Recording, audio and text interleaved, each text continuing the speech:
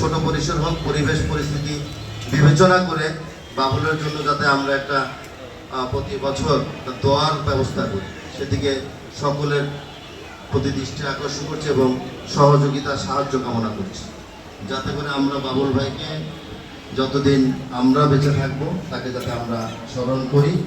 এবং শাকিল এখানে উপস্থিত আছে, তার বাবাকে হারিয়ে স্বাভাবিকভাবে এখন শোক কেটে উঠতে পারে। কয়েকদিন আগেও শাকিলের সাথে আমার কথা হয়েছে, বারবার বলছিল যে আঙ্কেল আমার বাবার কথা মনে পড়ছে, আপনারা একটু আমার বাসায় আমার মার সাথে একটু দেখা করে দেবেন। আমরা ইতিমধ্যেই আমাদের সিনিয়র বিএনপি নেতৃবৃন্দের সাথে কথা বলেছি, ওনারা শাকিলের সাথে কথা বলে তার বাসায় যাওয়ার একটা তারিখ নির্ধারণ করবে। আমরা সকলে তার আমাদের প্রিয় ভাবির সাথে গিয়ে দেখা করব, তার পরিবারের সাথে গিয়ে দেখা করে আসবো। শুধু দেখা করার মধ্যেই সীমাবদ্ধ থাকবো, এটা আমাদের কমিটমেন্ট। আমরা যতটুকু পারি তার পরিবারের পাশে আমরা সকলে আমরা থাকবো সবসময়। আসলে বাবুলের বিষয়টা আমার চেয়ে আপনারা বেশি অবগত আছেন, কারণ আমি একটা অঙ্গ সংগঠনের সাথে জড়িত ছিলাম। বাবুল বিএনপির মূল দল করতো সবসময়।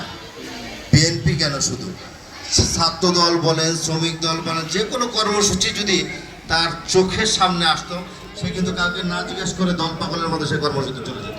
কে কার দল, কে কার গ্রুপ, বাবুল কিন্তু এটা চিন্তা করতেন। বাবুল ছিল একজন সাচ্চা দল প্রেমিক একজন কর্মী। সেই কারণে আমাদেরও দায়িত্ব আছে, আমরা বাবুলকে সারা জীবন স্মরণ করবো, রব্বুল আলামিনের কাছে দোয়া করবো যাতে আল্লাহ তাকে জান্নাতবাসী করে, আর তার পরিবারের পাশে আপনারা সকলে থাকবেন, আমরাও থাকবো।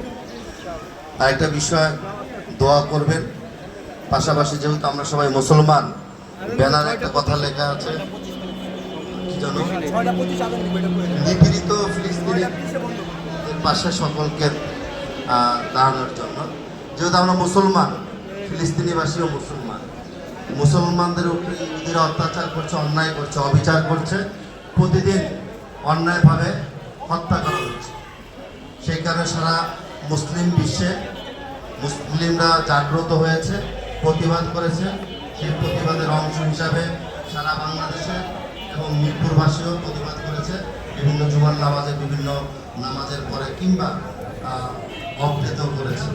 তা আমরা যেহেতু মুসলমান, আমরা যদি মুসলমান হয়ে এর প্রতিবাদ না করি, আল্লাহ আমাদেরকে মাফ করবে না।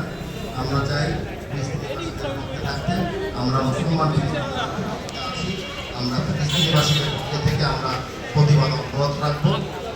এবং প্যালেস্টাইনে যারা ইতিমধ্যে ইহুদিরা হত্যা করে আমাদের মুসলমান ভাইদেরকে হত্যা করেছে, আমরা রব্বুল আলামিনের কাছে আবেদন করব তাদেরকে যেন শহীদের মর্যাদা আল্লাহ রব্বুল আলামিন করে, তাদেরকে জান্নাতবাসী করে।